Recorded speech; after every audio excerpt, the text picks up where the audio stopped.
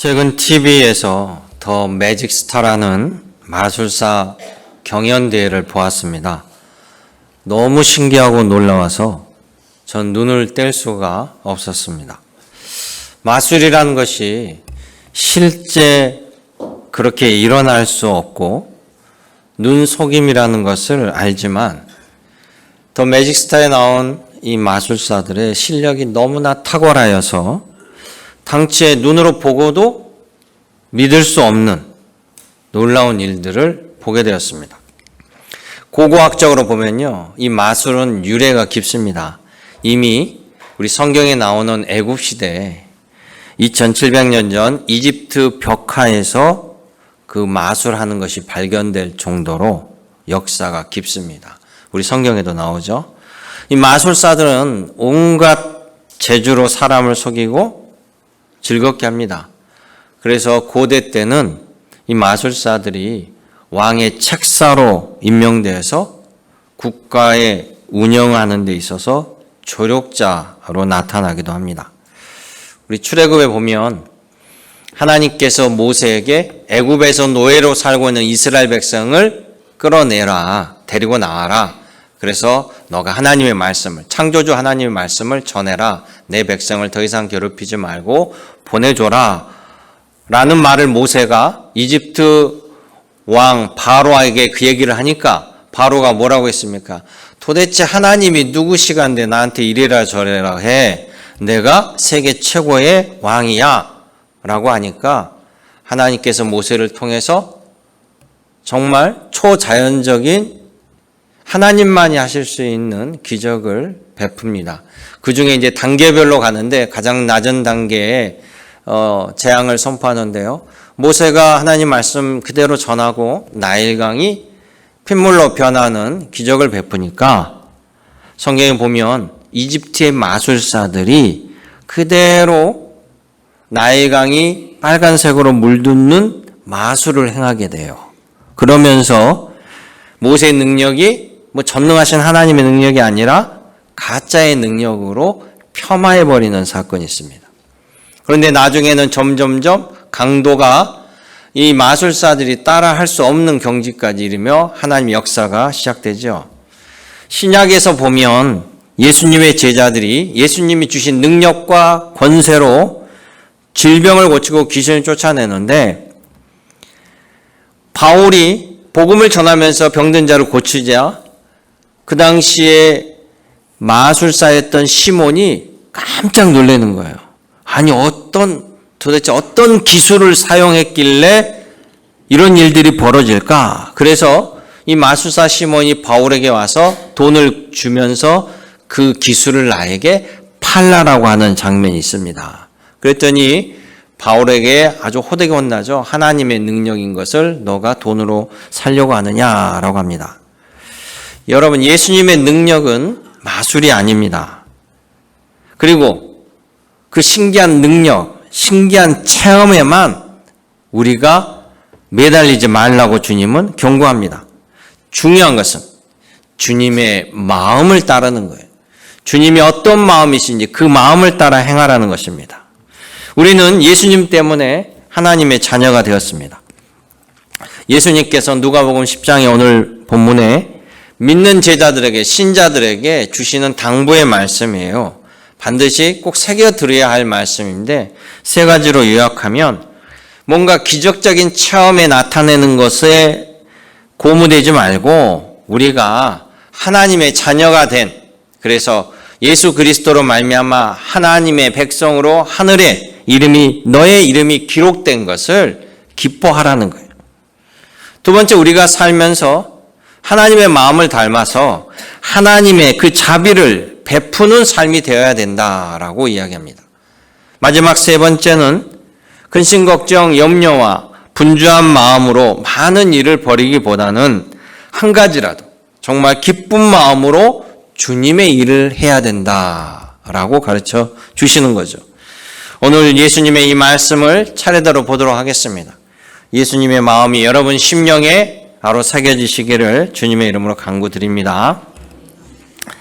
그래서 예수께서 예수님을 믿고 따른다는 것은 기적을 체험하고 기적을 기대하는 것이 아니라 하늘에 너의 이름이 기록된 것을 최고의 기쁨으로 하라라고 하는 이 말씀. 자, 여러분, 기적 같은 일들은 부차적인 일이에요. 하나님이 필요하시다라면 하나님이 일으켜 주시는 겁니다. 그런데 사람들은 눈에 믿기 어려운 일들을 보면 빨려 들어가요. 그래서 뭔가 기적적인 걸 자꾸 추구하는 신앙이 되다 보면 그게 바로 이단에게 빠지는 거고요. 가짜의 능력, 눈속임에 넘어가는 겁니다. 여러분, 특별한 능력이나 마법 같은 일이 벌어지면 그 사람을 능력자라고 인정하게 되고 열광을 하게 돼요. 한번 세계 최고의 마술을 좀 보여드릴게요. 동영상으로 보여주세요.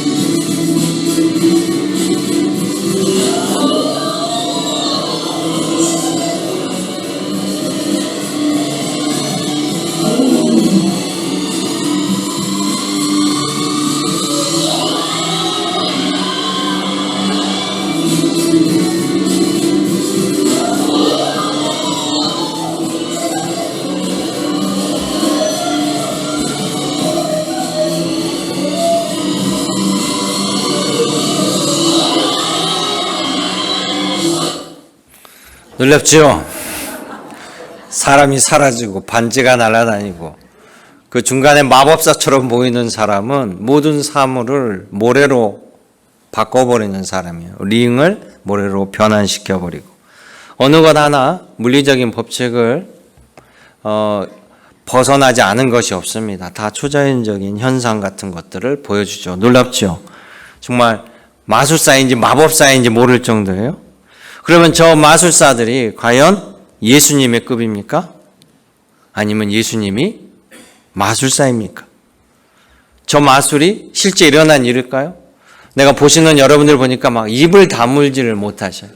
어떻게 저런 일이 막 입을 벌리고 파리가 들어다녀도 모를 정도로 그냥 넋이 빠져가지고 그냥 계속 볼까요? 저들은 트릭이에요. 트릭, 눈속임. 그리고 수많은 훈련을 통해서 보통 손이 빠른 게 아닙니다. 그들은 우리를 즐겁게 해주는 마술사라는 직업적인 사람들이고 엔터테인먼트예요. 마술로 병을 고칠 수도 없고 죽은 자가 살아날 수도 없습니다. 그런데 예수님이 행하신 일들은 실제예요, 실제. 저는 눈속임이 아닙니다. 안진뱅이가 고침받아 일어서고, 손 마른 자가 손이 펴지고, 묻는 병자가 고침을 받고요, 난치병자가 치료를 받습니다. 죽은 자가 심지어 살아납니다. 귀신이 달아나요. 놀라운 일이에요. 누가복음 9장에서 예수님이 12제자에게 능력과 권위를 줘서 그 일을 시키고 보냈어요. 천국 복음을 전해라, 질병을 고쳐줘라, 귀신을 쫓아내라 라고 줬습니다.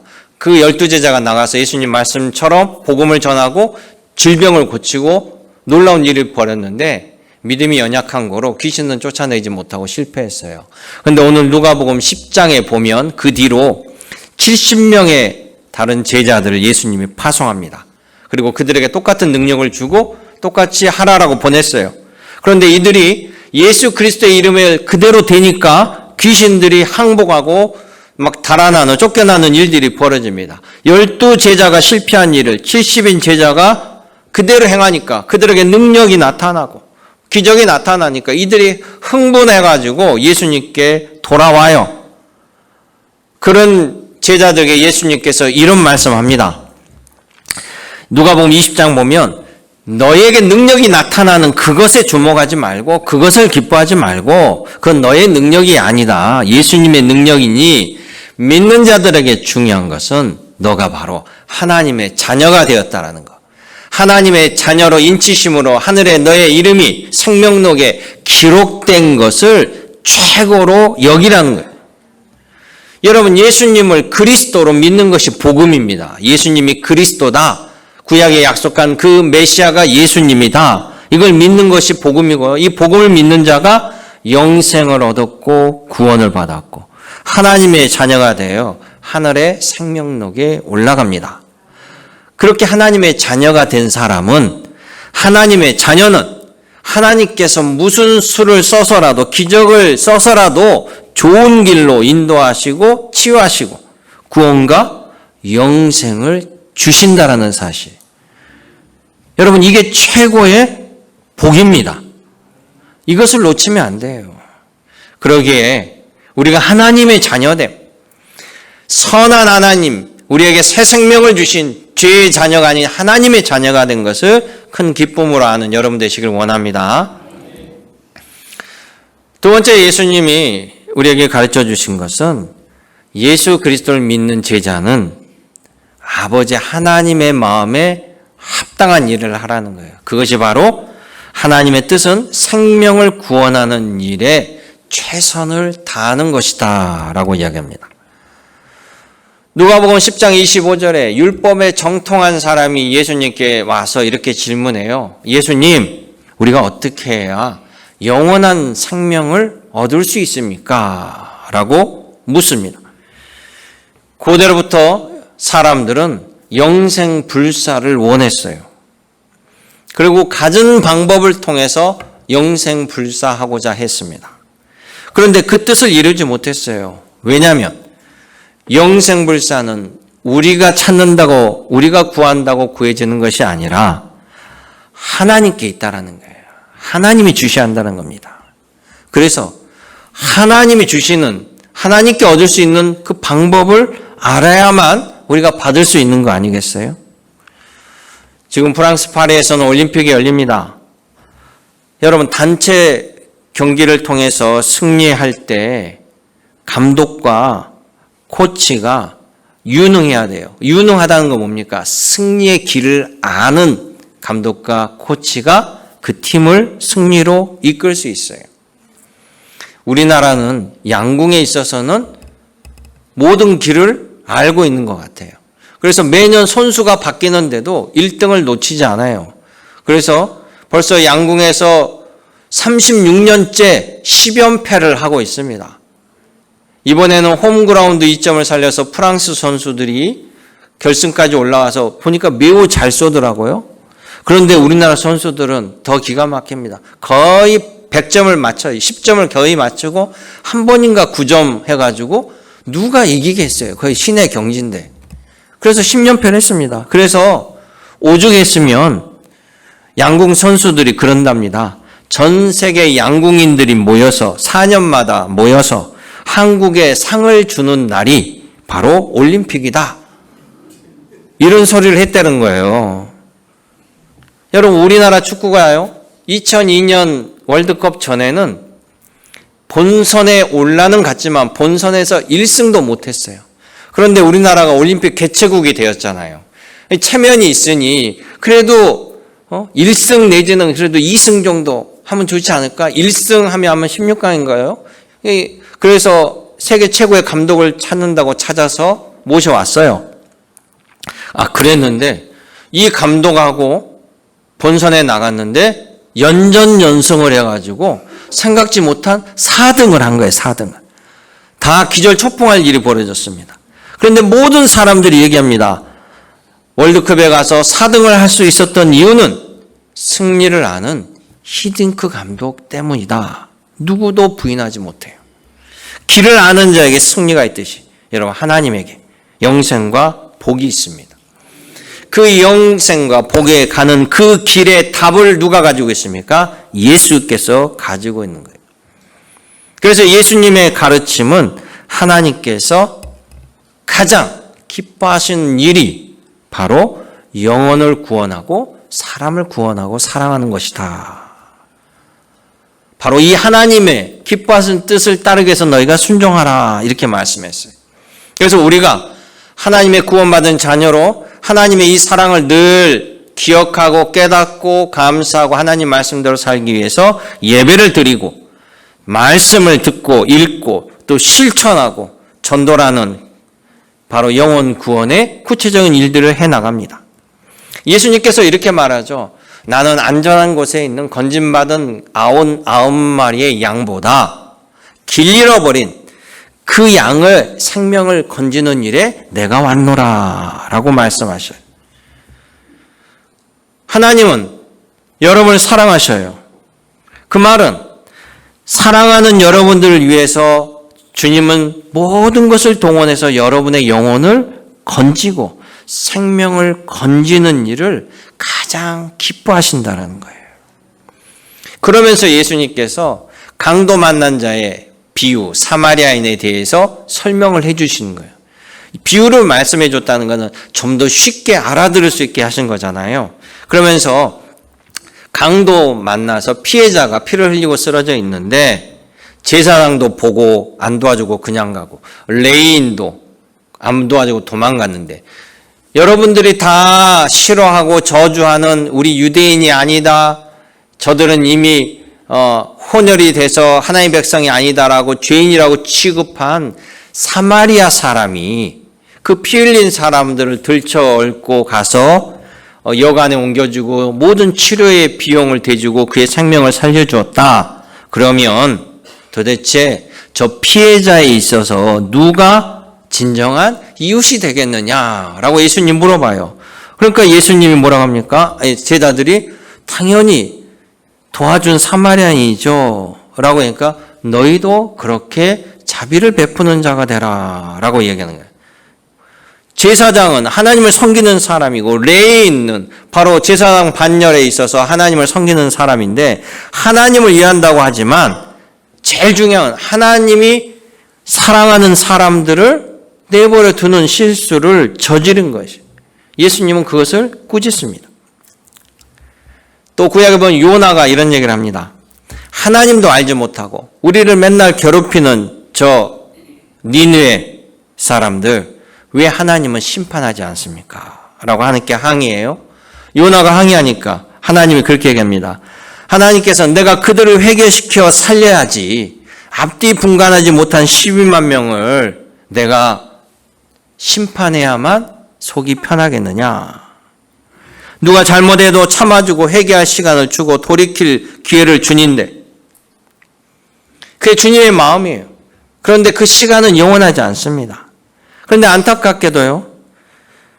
그런 은혜와 사랑을 마음이 완악한 사람은 기회를 줘도 이게 기회인지를 모르고 살리지 못하고 점점 수렁으로 빠져 들어가는 것을 보게 된다는 거예요.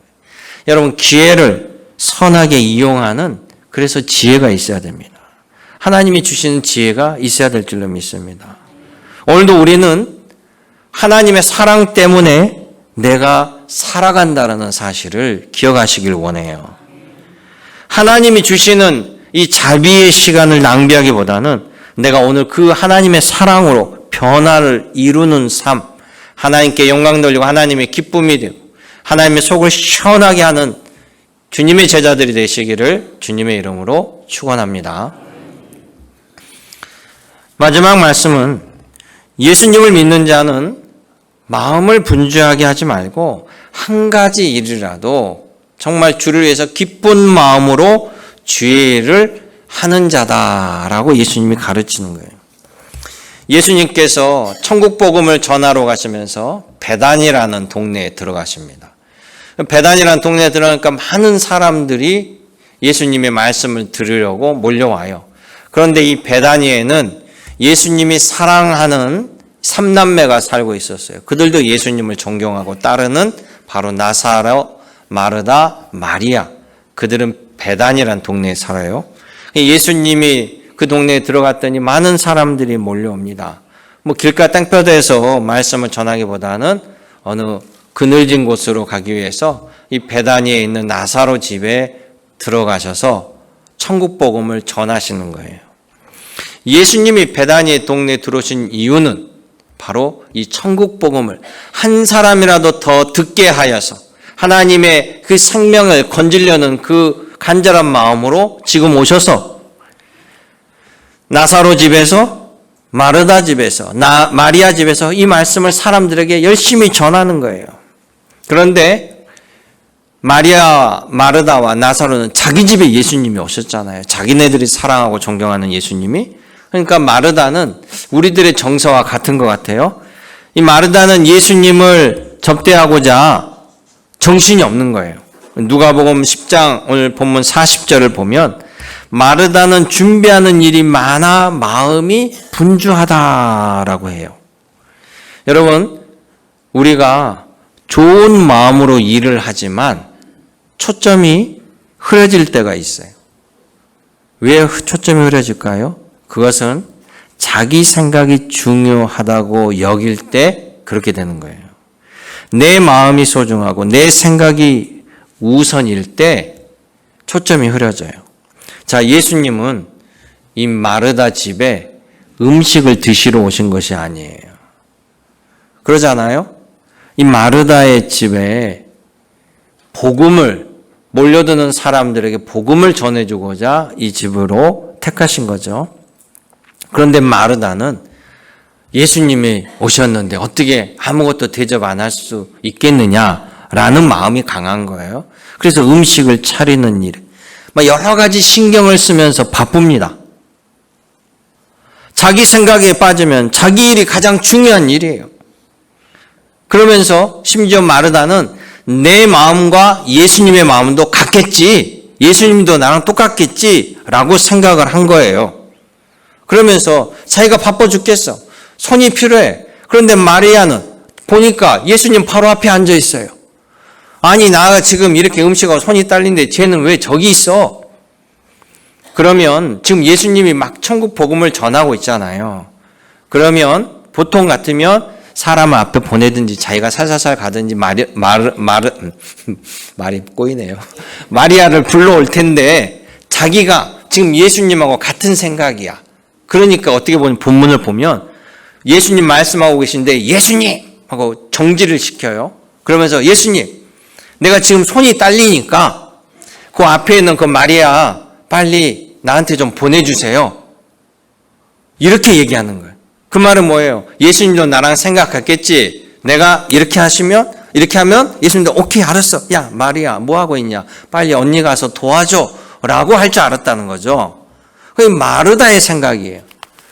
예수님은 지금 말씀을 듣는 것이 중요한 거지 다른 걸 하는 게 중요하다고 여기지 않은데 마르다는 그것이 주님을 위한 일이라고 생각한다는 거죠. 우리 신자들이 주의할 지점이 여기에요. 심지어 마르다는 마리아가 자기를 안 도와준다고 화를 내요. 여러분, 바울도요, 뒤늦게 예수님을 영접했습니다. 예수님의 핍박자로 살다가. 그러다 보니까 자기는 12 제자한테 뭐 자랑할 게 없어요. 뭐 될 것도 없고. 그리고 너무나 죄송해. 그러니까 나는 죽고 살고 복음을 빨리 더 전하는 게 나의 사명이다. 막 자기만 마음이 불타고 뜨거워요. 그래서 자기에게 복음을 전해주고 자기를 이끌어준 바나바, 이 바나바가 소개한 바나바의 조카 마가를 데리고 전도여행을 가는데, 이 마가는 젊고 어리다 보니까 초행길이 얼마나 힘들겠어요. 다 그 당시 배 타고 걸어다니면서 복음을 전하는데, 이 마가가 중도 포기합니다. 그러니까 바울이 그렇게 화를 내는 거예요. 자기의 생명의 은인과 같은 바나바에게 뭔 저런 조카를, 저런 의지박약 애를 추천해 줬냐라고 하면서 바나바랑 박 터지게 싸우고 결별해 버려요. 그런데 나중에 바울이 믿음이 깊어지고 성장하니까 이 일에 대해서 부끄럽게 생각하고 후회하고 사과합니다. 선한 사마리아 이 비유에서도요, 강도를 만난 그 피해자를 본 제사장 레이는 도와주지 않은 이유는, 제사장은 자기가 하는 일이 하나님께 우선이라고 생각했기 때문에 그 피해자를 도와주지 않는 거예요. 레인은 뭡니까? 레인도 피 흘린 사람을 봤는데 저 사람을 돕다가 율법에 어기는 일을 내가 할까 봐 이게 하나님께 우선이 먼저 피하는 거다라고 생각을 해버린 거죠. 만약 하나님의 마음이 어디에 있는지, 하나님이 기뻐하신 뜻이 무엇인지를 안다라면 이들도 강도를 적극적으로 도왔을 거예요. 근데 이들은 생각이 많은 거예요. 그것도 제대로 된 정확한 정보가 아닌 생각이 많기 때문에 진리를 못 보고 놓친 것이죠. 뉴스에서 며칠 전에 본 것은 20대 여성이 지하철에서 쓰러져서 호흡을 제대로 하지 못하는 상황 속에 주변에 20대, 30대가 같은 지하철 안에 있었는데 그 남자들이 한 명도 도와주지 않는다라는 거예요. 그것을 주변의 다른 20대 여성이 보고 한국 남자들을 맹비난하는 글을 올려서 이게 뉴스로 나온 겁니다.